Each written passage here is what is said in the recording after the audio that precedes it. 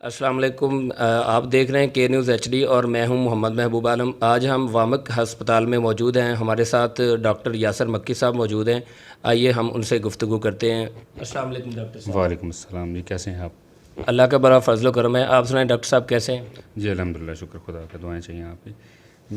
میرا نام ڈاکٹر یاسر مکی ہے۔ میں گزشتہ 2 سال سے ساہیوال میڈیکل کالج میں بطور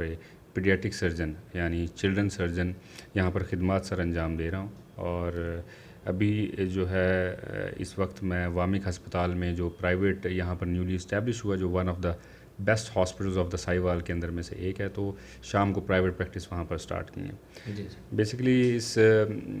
جو ہے سٹی میں تھوڑی اویئرنیس جو چلڈرن سرجری کے حوالے سے وہ خاصی کم ہے۔ گرد و نواح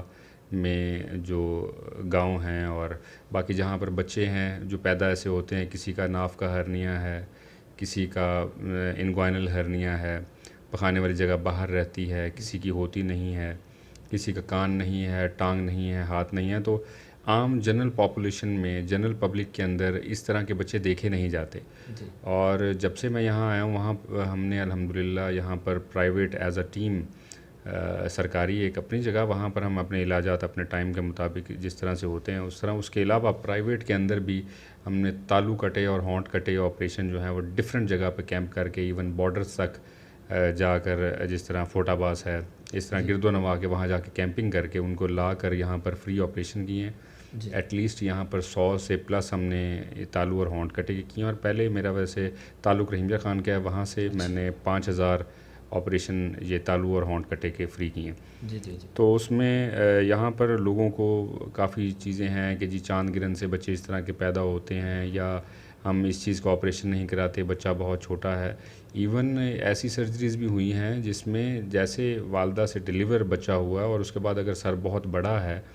یا کوئی تھوڑا اس طرح کا جو کمر پہ ہے جو پیدائشی ہے، اور اس کا اس ٹائم بھی آپریشن کر دیا گیا ہے، تو جو رسکس بڑوں میں ہیں بے ہوشی کے، اسی طرح چھوٹوں میں ہیں، لیکن چھوٹوں میں کچھ تھوڑے سے زیادہ ہیں ایز کمپیئر ٹو بڑے، لیکن یہ کہ آگے زندگی میں اس کے نقصانات بہت کم ہو جاتے ہیں اور وہ ایک اچھی زندگی جی سکتا ہے۔ باقی کویشچننگ ریگارڈنگ یہ کرنا چاہوں گا کہ میں عام پاپولیشن میں ٹھیک ہیں، ہمارے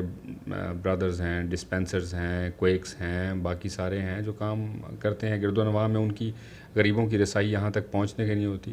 کریں وہ، لیکن ود ان دا لمٹس بھی کریں، کیونکہ کچھ حالات یہاں اگر کیا کہیں اور بھی آپ جائیں تو یہ دیکھیں ختنے کرتے ہیں تو وہ ان کی کافی بیڈ ایفیکٹس آ رہے ہوتے ہیں۔ تو اس میں میرے خیال میں آپ جو جس طرح معاشرہ جا رہا ہے اور جس طرح سوشل میڈیا ہے اور اویئرنیس سسٹم ہے، اس طرح متعلقہ جو آپ کا ڈاکٹر ہے کسی بھی چیز کا، آپ ان سے گائیڈ لائن ضرور لیں۔ علاج آپ اللہ کے اوپر چھوڑیں اور باقی اپنی ایک کاوش کرتے رہیں، اور جو شفا ہے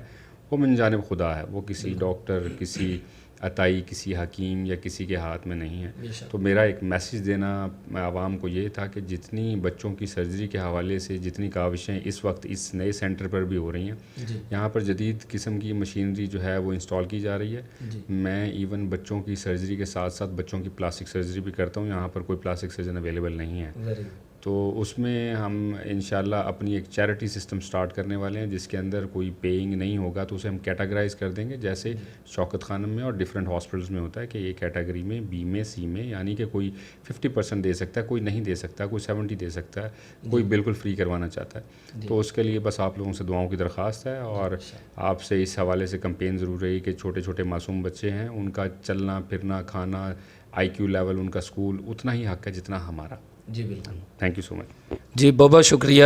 ڈاکٹر یاسر مکی صاحب ہم سے گفتگو کر رہے تھے، اور عام عوام کو یہ میسج دے رہے تھے کہ چھوٹے بچوں میں جتنے بھی مسائل ہوتے ہیں ان مسائل سے گھبرانا نہیں چاہیے، بلکہ ہمیں کسی اچھے ڈاکٹر سے کنسلٹ ضرور کرنا چاہیے۔